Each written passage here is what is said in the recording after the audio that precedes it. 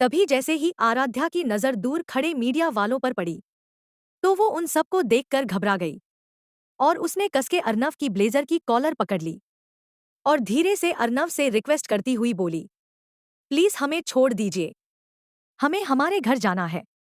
बाबा घर पर हमारा इंतजार कर रहे होंगे, प्लीज जाने दीजिए हमें। पर अर्नव आराध्या की बातों को अनसुना कर सीधे चला जा रहा था।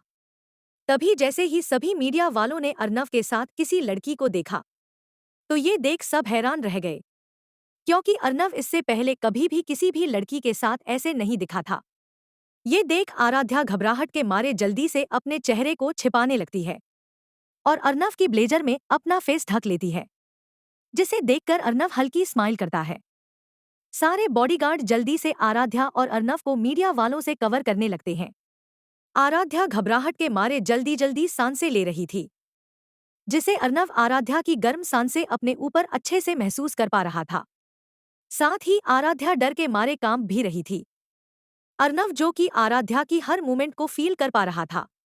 अर्नव आराध्या को लिए सीधे चला जा रहा था, जिससे सारे मीडिया वाले दूर से सिर्फ उनकी फोटो ही क्लिक कर पाए, क्योंकि अर्नव के बॉडीगार्ड उन्हें रोके हुए खड़े हुए थे, इसलिए वो आगे नहीं बढ़ पा रहे थे। अर्नव के सारे बॉडीगार्ड इतने ट्रेंड थे कि उन्हें हर एक बात का पता पहले से ही रहता था कि कब क्या करना है। तभी उनमें से कुछ बॉडीगार्ड, जो अर्नव और आराध्या को मीडिया वालों से कवर किए हुए थे, उन्हें जल्दी से बाहर अर्नव की कार के पास ले आते हैं।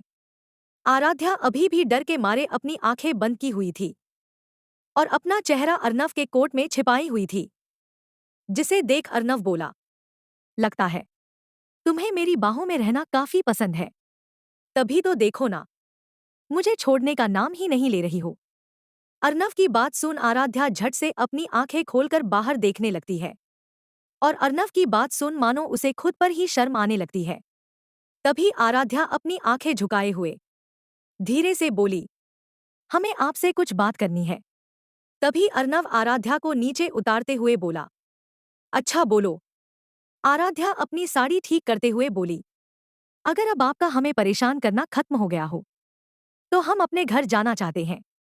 और वैसे भी शायद आपको पता नहीं है, पर आप एक बहुत बुरे इंसान हैं।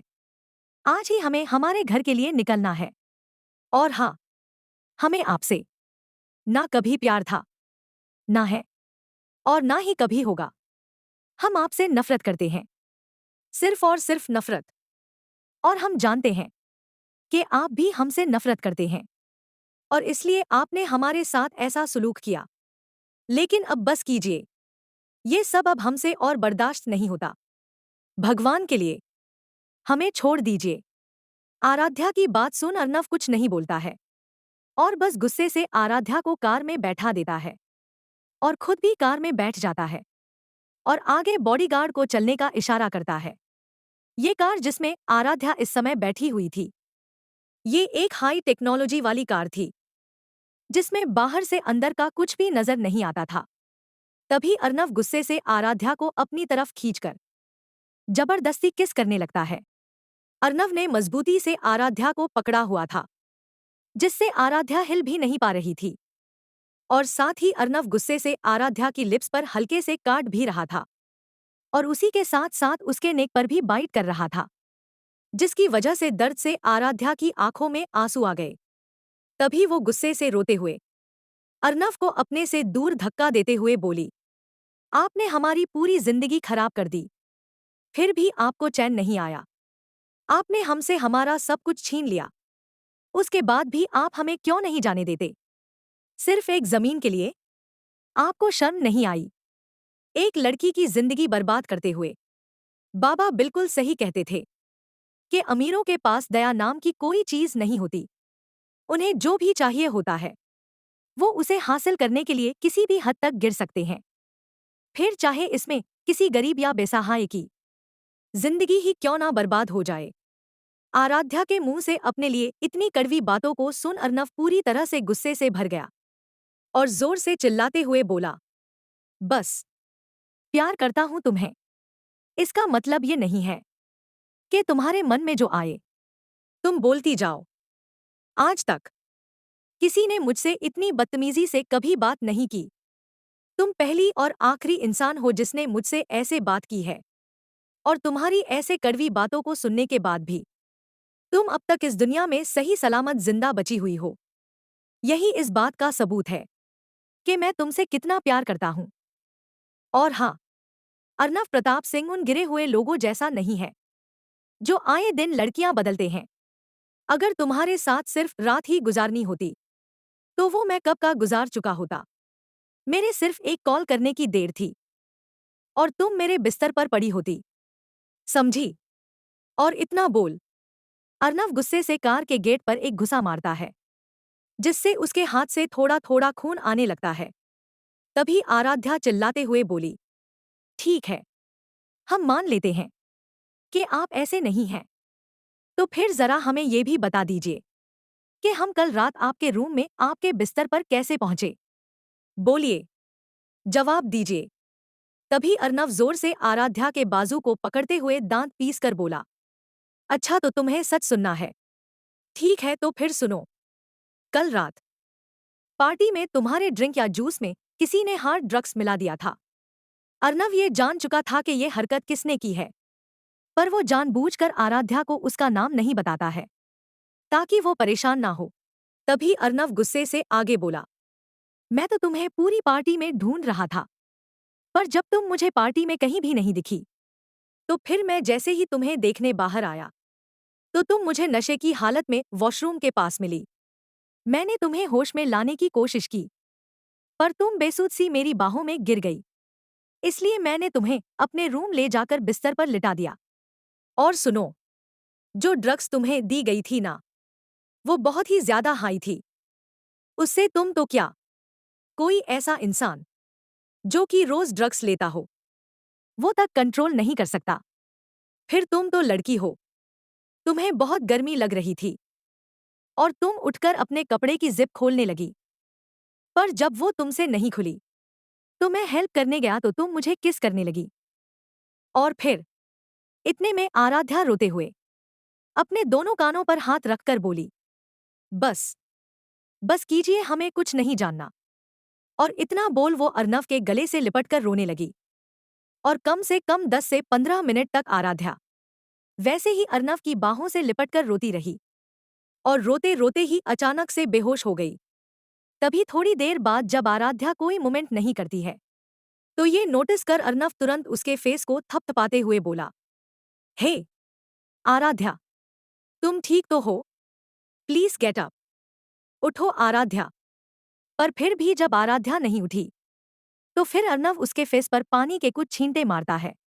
तभी आराध्या थोड़े होश में आते हुए धीरे से बोली, पानी, हमें पानी चाहिए। तभी अर्नव आराध्या को अपने हाथों से पानी पिलाता है और उसे ध्यान से देखते हुए बोलता है, लगता है तुम्हारी तबीयत कुछ ठीक नहीं है, तुम अचानक से बेहोश हो गई थी। रुको, हम अभी हॉस्पिटल जाएंगे। तभी आराध्या उसे रुकते हुए बोली, नहीं, इसकी कोई जरूरत नहीं है, हमारी तबीयत बिल्कुल ठीक है। और तभी आराध्या थोड़े झिझकते हुए आगे बोली, वो दरअसल हमने सुबह से कुछ भी नहीं खाया है, शायद इसी वजह से हमें चक्कर आ गए थे और हम बेहोश हो गए थे। हमें बहुत जोर से भूख लगी है।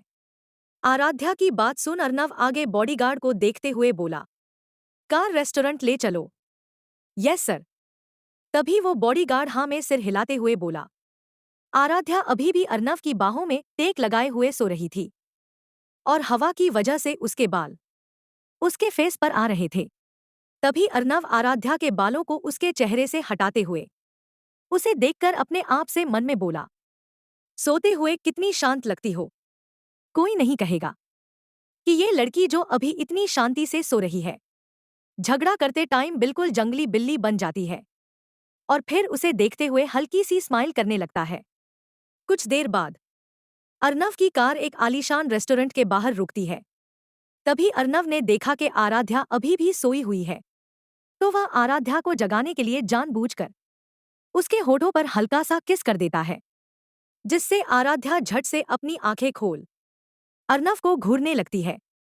ये देख अर्नव उसे दांत दिखा देता है और आराध्या के ऐसे एक्सप्रेशन देख अपने आप से मन में बोलता है, घूर तो ऐसे रही है जैसे अभी मुझे जान से मार देगी। लाल टमाटर।